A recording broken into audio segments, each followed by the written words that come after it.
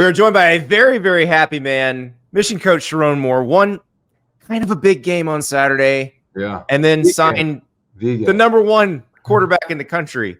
Yeah. I mean, what's it like to be on a heater like that? You win the game, you sign Bryce Underwood. Like, what's next? Win the next one. Recruit more guys, and bring in the best players we can possible for the culture and for this team. But just excited of, the game was awesome. Obviously, very spirited.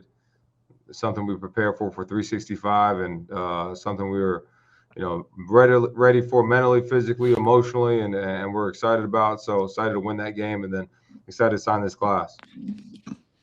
You know what I thought was interesting, and a man in your position probably is just programmed like this, but you hadn't even left the Ohio Stadium field before you started saying this is why you come to Michigan, right? Like you're constantly in talent acquiring mode, and I just am very fascinated by the position that you're in right now, because Michigan has recruited at a certain clip for so many years and has done it in a certain way. And I was wondering if you are going to change anything about that. Like, are you going to try to go after bigger fish? Are you going to try to sign mega? All right, they got the number one player in the country today. No.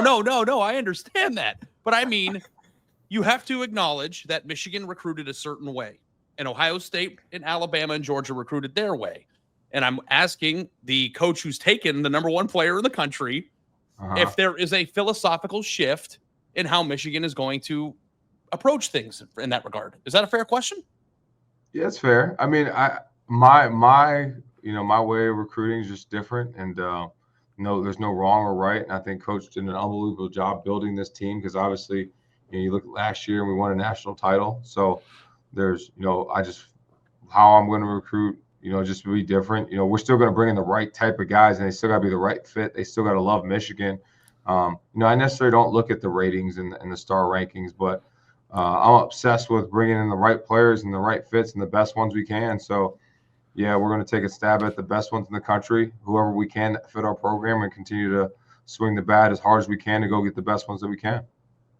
I heard you talking earlier today about Bryce in specific, because obviously he's the number one quarterback in the country, and everybody wants him, and he's got the arm and the leadership skills and all that.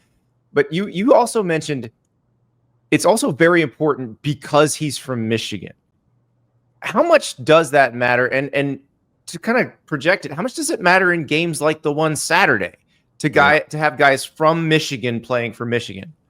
I mean, when you grow up in the state, you're bred and born to dislike that team heavily, and I think when you're from the state, there's a little bit more, emotion, investment in that game. And then guys that have been in the program for longer have an investment to that game, to want to go win that more than anything. And when you come in this program, that's the first thing you see. You're taught about that game, the history of that game, what it means, and we build it, practices, workouts, lifts to win that game. So, everything we've done in this process to build this team and continue to build a team is for that game and to compete for championships, and that's what we're going to continue to do. Over the years, back when we were kids even, this has always been a very emotional thing, this game, this rivalry.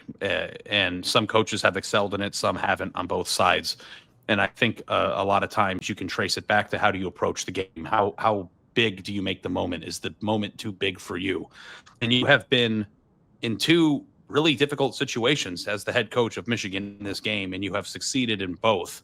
And I'm wondering, where do you get your confidence, your approach, your ability to coach so well in those games? Because the thing that stood out to me more than anything, Coach, about that game is that you made Ohio State play the game on your terms.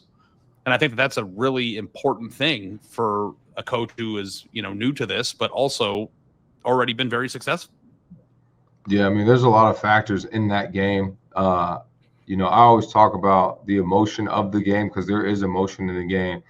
But when the game starts, it's not about emotion. It's about the execution. It's about the discipline. It's about the little things that you've worked since the spring to think about. So when we prepare for that game, when the coach is coaching that game, you're preparing for that in the spring. You're preparing for that in the winter. You're preparing for that shooting bowl prep of how you're going to prepare yourself mentally, physically, emotionally for that game.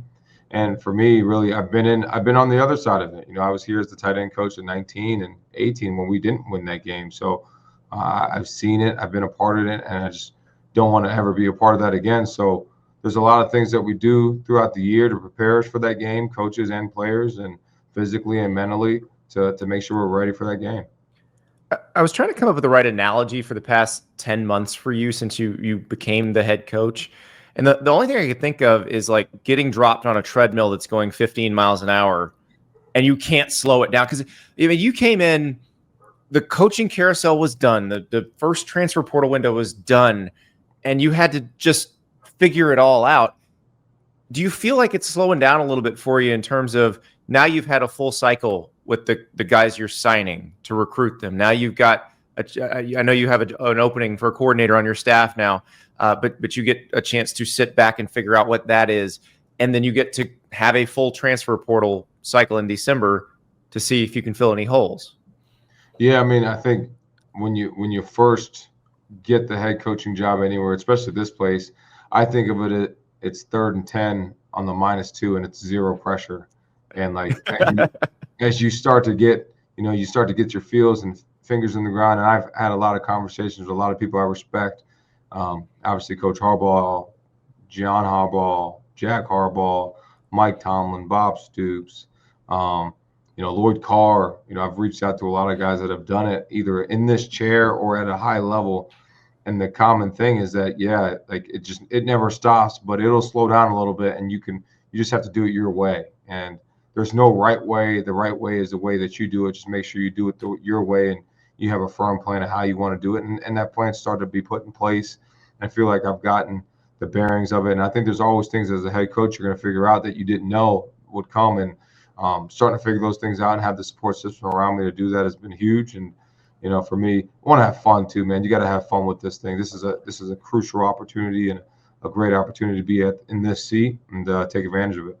And I'm assuming that one of the more difficult things about being a coach who takes over for somebody who is now a legend is finding your own way. How do you find that, and how do you balance trying to be yourself while also doing the things that your predecessor did very well at the same time?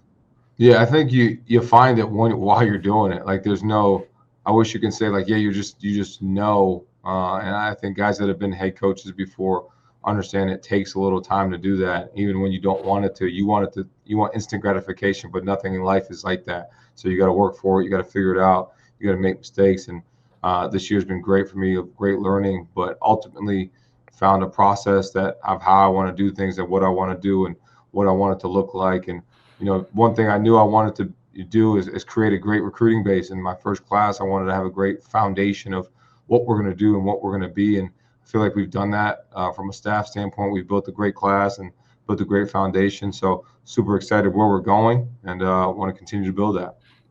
I know Ari's going to ask you about Bryce Underwood, but I want to ask you about one other player that you signed today, and that is Eli Owens.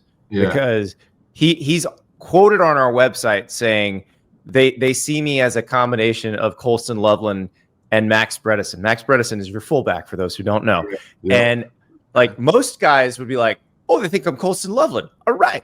Yeah. But how much is he one of your guys because he wants to do the fullback stuff too? Oh, it's the best. I mean, you talk about a mentality of wanting to smash people's faces in. Like, that's who he is. Like, he's the ultimate like meathead, but he can catch the football. He can be finesse, but he's a physical guy. So he's a great, first of all, he's a great kid, infectious kid, infectious attitude, but a great human being, and love being around the kid. But he's been a really good player for us. Well, I guess Andy kind of told you what I'm probably going to have to ask now, right? Yeah. Can you contextualize just for us how good in your eyes Bryce Underwood is at football? I know there's a lot to discuss about how he arrived there and his interesting recruitment, but how good is he as a player in football? And what do you envision his plan is in terms of bringing him along in the program? He's as good as any high school quarterback that I've seen play football, from a throwing aspect, throwing out of the pocket, dropping back. He hasn't done much under center, but wants to and can. From a running aspect, he can run it. He can do everything you want. But he's super smart. He's super intuitive. He's got great touch. He's got great, arm strength and everything you want. But he's as good as they come. And obviously it's going to take time for him to learn. And we'll have a process in place to get him prepared to play whenever he's ready. I saw that he asked you how like the indoor is open. Are you just making him his own keys right now? Yeah, I mean, everything in here is fingerprints, so we'll just have to turn the access on for him all night. There you go. It's easy. You're already set up. I've got to call in a favor here. Okay. My wife's grandmother is a huge Michigan fan. Nice. And went to Michigan and grew up in Detroit, and I think like in the 30s. I don't know how old she is. She's old, but in the most beautiful way. She just wants me to tell you that she loves you. That's all. So I just wanted to do that for her. I love her too. That's awesome. Coach, thank you so much, and congratulations on an epic past 4 days. Yeah, appreciate it. Yeah, it's been awesome. Go Blue.